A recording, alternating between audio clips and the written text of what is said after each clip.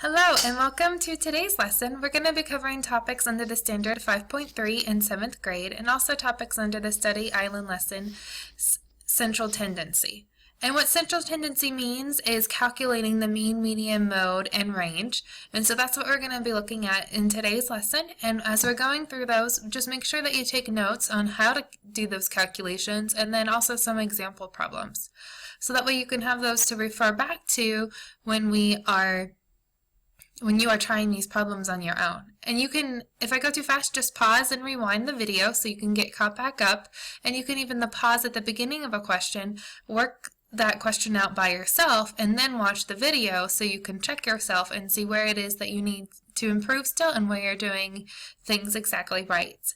And so I'm so glad that you were able to join us today, and let's go ahead and take some notes. First, let's look at how to calculate mean, median, mode, and range. And for mean, that's going to be the average of the numbers. So first you're going to add the numbers together and then divide by the number of numbers that were added.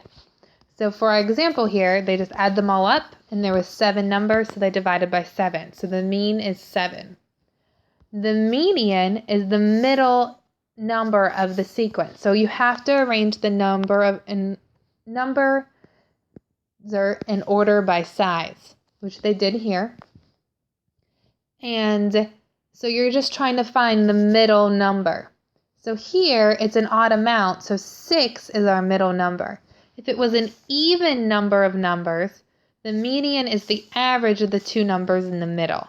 But here, like I said, the middle number is 6, so the median is 6. Mode, it's also helpful to have the numbers in order by size. And it's the number that occurs the most often.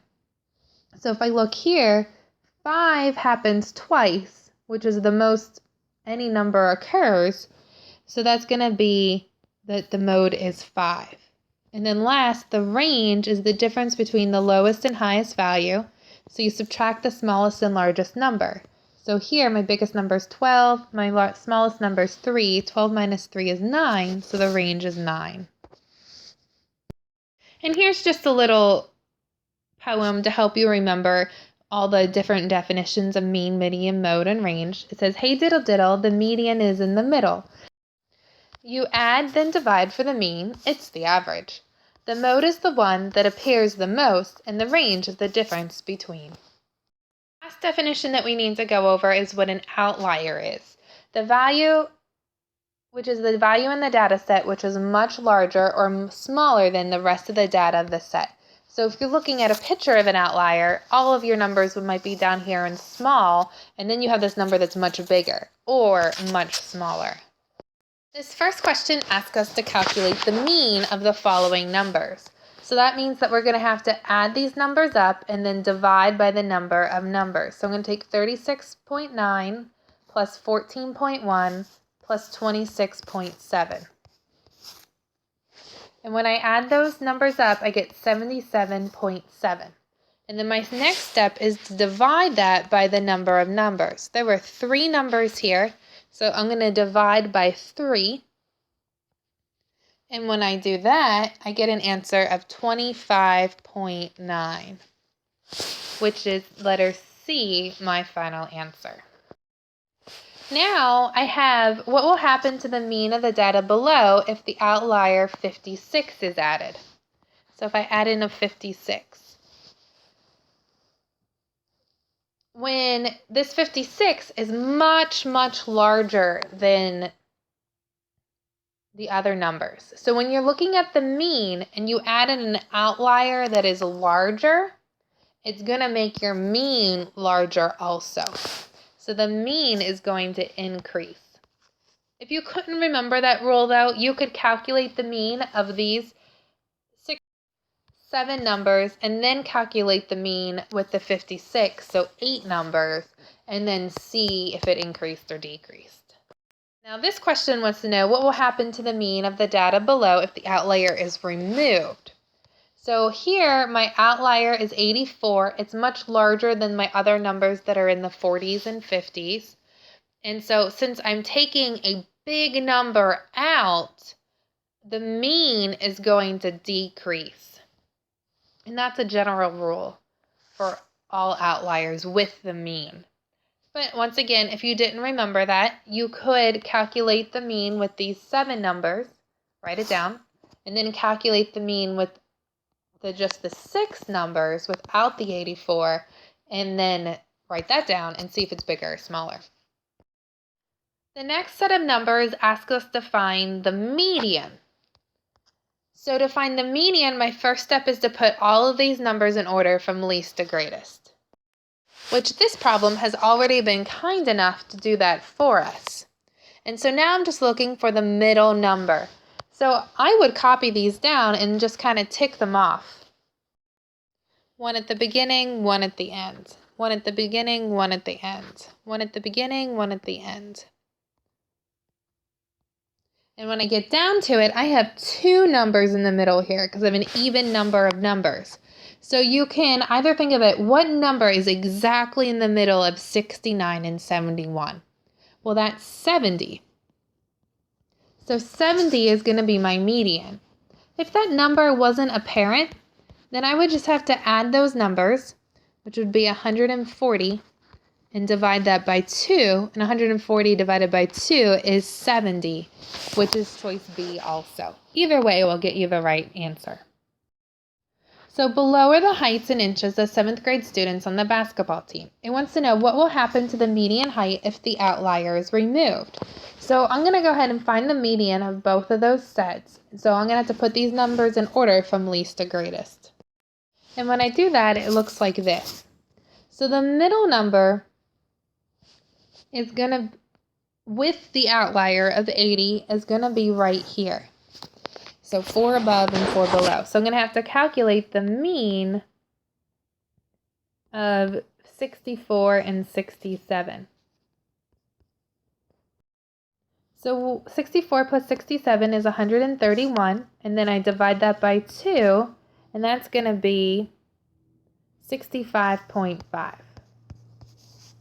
Next, I'm going to X out that outlier and just look at these first 7 numbers and find out what the number is in the middle. So now 64 is in the middle of those 7 numbers. So my new median is 64. So here the median decreased, which is choice D. This question here asks, what is the mode of the following set of numbers?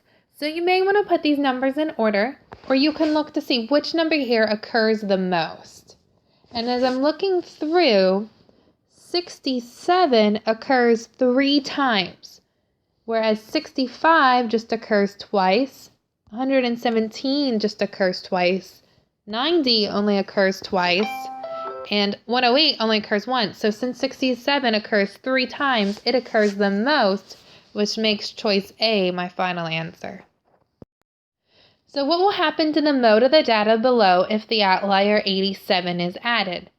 So let's calculate the mode before it's added first. So if I look at this set of data, which number occurs the most? Well, I have a 58 that occurs twice, and all of my other numbers only occur once, so the mode beforehand is 58.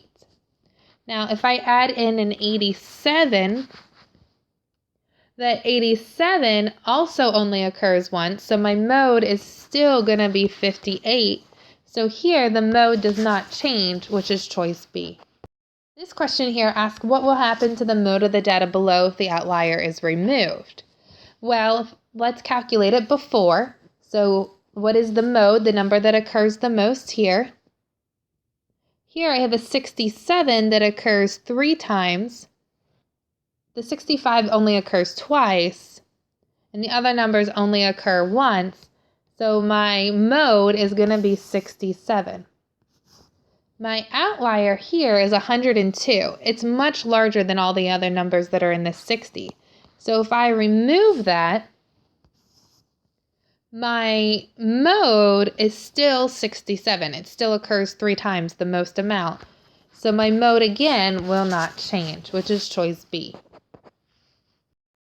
My next question asks, what is the range of the following set of numbers? So remember, range is you subtract the biggest number from the smallest number. So if it's easier for you to see that, go ahead and put these numbers in order, where you can look at it and try to find the smallest number. So I'm thinking 39 is the smallest number. I don't see any other numbers smaller than 39, so that's good. And then I'm thinking 51 is my biggest number. I don't see any other numbers bigger than 51. So those are going to be the two numbers that I subtract. I'm going to take 51 minus 39, and that's going to be 12, which is choice C. My next question asks, what will happen to the range of the data below if the outlier is removed? So let's look at it beforehand when it's not removed. Here my smallest number is 47 and my biggest number is 99. So beforehand I'm going to subtract the range and get 99 minus 47 is 52. However, that 47 is my outlier because it's much smaller than all the other numbers that are in the 90s. So 99 is still going to be my biggest number, but without that 47, my smallest number is going to be 92. So now I'm going to take 99 minus 92, which is 7. My range is only 7 now. So when that outlier is removed, my range gets much smaller, so it will decrease, which is choice C. Thank you for joining us today, and I hope you learned something new.